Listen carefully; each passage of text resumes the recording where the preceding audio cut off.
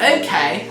Well, I guess you can say the Leafs are on fire now because what an interesting game that was last night.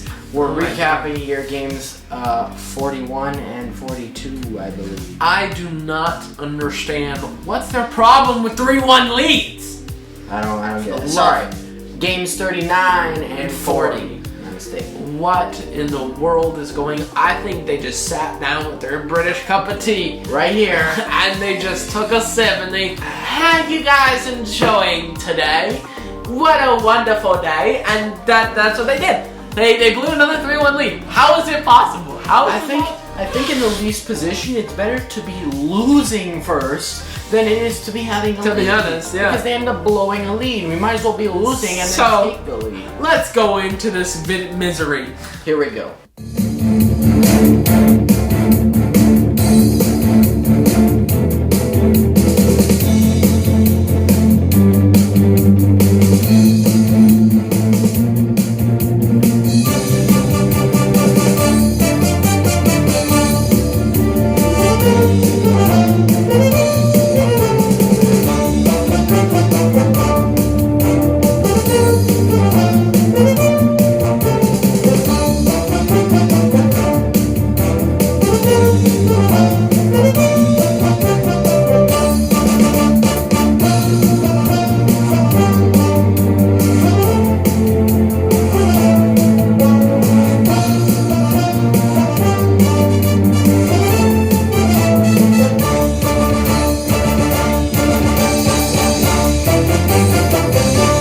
So, game 39 against the Anaheim Ducks.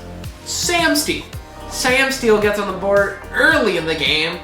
1-0 Anaheim, and he was unassisted. Oof. And then Mitch Marner getting on the board here, tying in on a power play goal. I will say, the power play was cooking this game. It was absolutely on fire. Nylander and Riley picking up assists, 1-1 tie. And then William Nylander at the end of the period getting a goal here. Tavares and Matthews picking up assists on a power play, 2-1 Toronto. And then in the second period, Johnny Toronto on the power play again. 3-1 Toronto, assisted by Marner and Matthews. So it's 3-1. And you would think, as any other hockey fan, this would be over. Oh no, the Maple Leafs took a little seat, had their little breakfast, and now they're going for the cup of tea. And what do? Because Jacob Silverberg, third of the season, and it's 3-2 Toronto. Robinson and Karik pick up assists. And you would think, after that goal, they would finally start to get ready and wake up. Like, hello, you're down, you're up by 1. But no, they were too interested in that cup of tea. Then they took another sip, and Vinny Letterton getting on the board here. 5th of the season for him. Shattenkirk and Steele picking up assists. 3-3 tie. And then overtime, no goals. And then it goes into the shootout of. Oh my god, this is gonna be these damn shootouts, man. Oh my god, this is gonna be good. Okay, so first Toronto's up, and Jason is Ducks goalie Gibson here? Yes, Jason Spezza. Oh my goodness, he played a great game. Jason Spezza in on Gibson, scores the vintage Jason Spezza. Gets on the board for the Toronto Maple Leafs, and that's 1-0 in the shootout. Yes. But then Trevor Zegras, he goes in on Campbell, and on Campbell shoots, scores, beats Campbell clean, and picks up a goal. And it's 1-1. And it's 1-1. Going into third shot of the game, Austin Matthews in on Gibson, scores! And he gets the goal. Let's go. And then Anaheim, Troy Terry in on Campbell, shoots, saves made by Campbell. And then William Nylander can end it all here. William Nylander in and miss. Save made by Gibson, keeps his team in it. And then Trevor Zegras goes up again. He has 1 goal in the shootout already. He's going in on Campbell, shoots! Save! Make my nut, cat's nut. Trophy out with the win. candidate, Campbell, baby. Campbell is the winner of this game because he's the one that broke that 4-3 lead. And what a game it was. What a masterful Keeping game. us in the game, and the stats are Oh my 44 God. shots on goal for the Leafs over the 20 shots on goal for the Ducks. The Leafs were first in the season, 3 out of 4 on the power play. That's our first time this season making 3 power play goals in a game.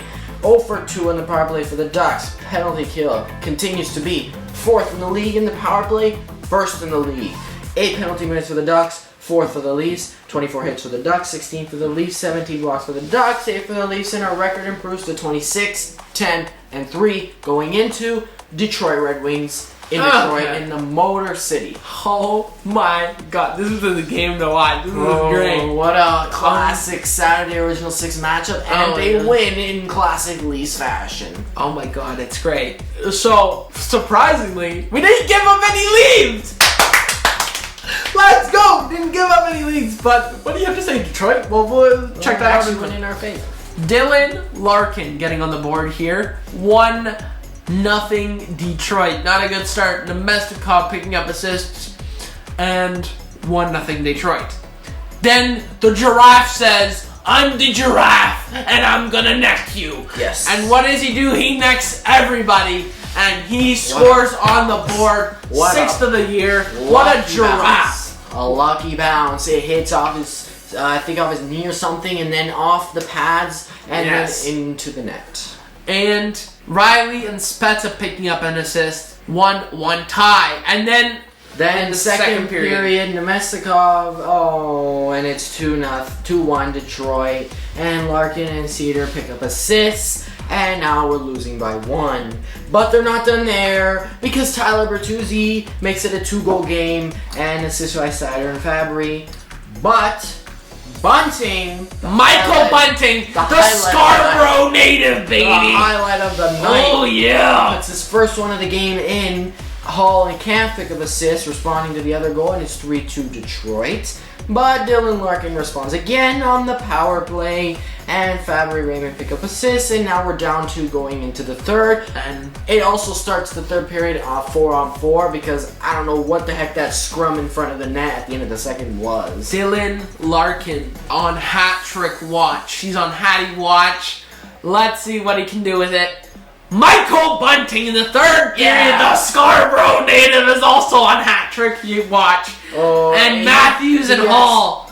Beautiful. Like, the hand-eye coordination on that first goal. Oh, he's like the Terminator. He's just and just gets the tips pass. his own goal in. It's like baseball. What is this? Baseball? He goes up. He tips it once and then he tips it twice like the Terminator that he is. Bunts And it in the net. 11th goal of the year for him. Matthews and Hall picking up assists. 4-3 Toronto. No, 4-3 Detroit. He does not stop there. And then Michael Bunting on hat trick watch. And guess what he does? The Scarborough native gets a hat trick for the buddy. And hat trick, I'm flying and everything's good. And the Scarborough native gets the Scarborough hat trick. This is the first time in history that a player scores a hat trick on Hockey Day in Canada when their hometown is featured. It was Hockey Day in Canada, Scarborough was featured, and the Scarborough native gets the hat trick. Michael Bunting, and second hat trick of his career. Of the year. He hasn't a career year. He's on pace for 25 goals. Damn. Marner and Matthews picking up assists, 4-4 tie. And now then the Sandman! The Sandman, baby. The Sandman with the first career goal of his year. First career goal, bro. And he wins it for the team. He puts it in. And Rasmus Sandin getting the goal, first of the year. Tavares and Kerfa picking up assists. Let's just take this in for a second. That 10 minutes into the period, and we just scored 3 goals unanswered, and it doesn't stop there because Detroit decides to pull their net. Mitch Marner, 11th goal of the year. Larkin gets called for hooking. We go on the power play, and Mitch Marner scores on it. Empty netter. And Kerfoot and Riley picking up a 6-6 for Toronto. But if you thought we were done yet, you were mistaken, because Tyler Bertuzzi makes a beautiful save. First of all, I'd wonder why, if you're down 2 goals and there's 50 seconds remaining, why the hell are you pulling your goalie? You ain't scoring. I mean, it's possible, but no, it's not. Okay. And they pulled a Mike Babcock move there. So they end up pulling the net. Again. John Tavares goes in, and save made by 2 consecutive saves. Saves made by Tyler Bertuzzi.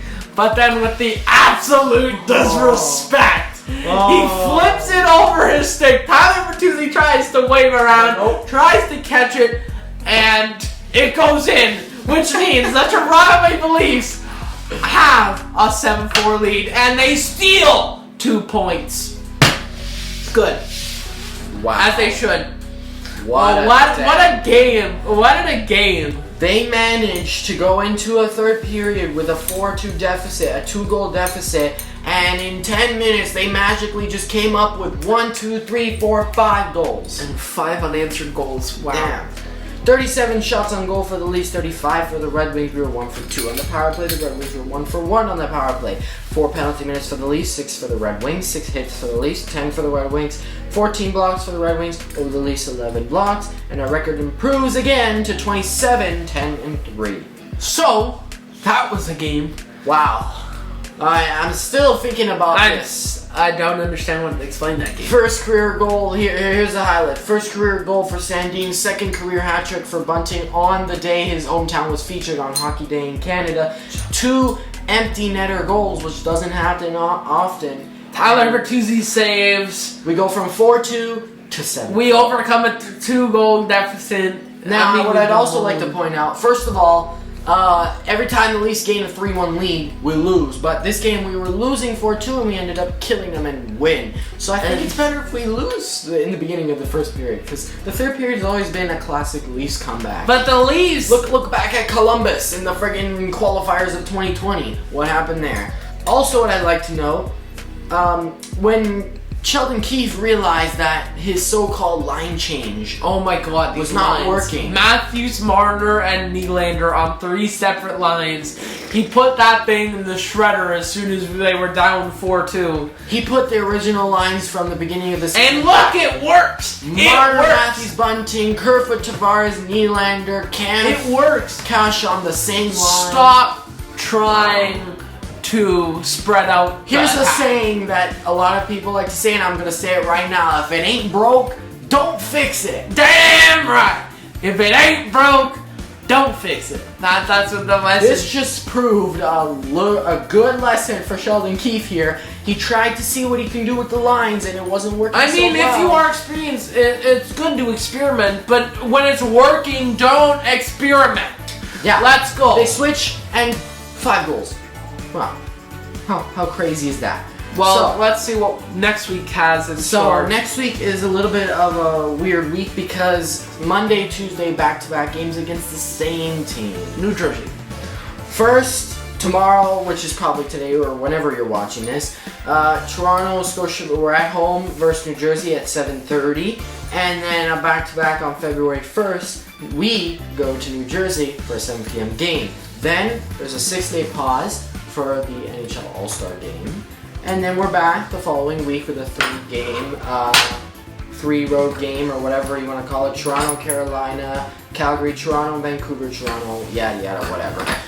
So that's been today's video. Don't forget to like, comment, subscribe. And if you haven't already, we're planning a new playlist, our NHL 22 gaming playlist. Check it out here. We'll be playing one game each week of a game that the Leafs are playing. Let us know in the comments what games you want to see. Like, we're gonna default to playing the next game that the Leafs have to play. But if there's a certain game you want us to play instead of the next game, let us know and we will definitely do so.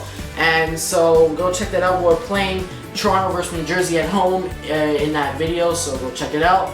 Hope you enjoyed it.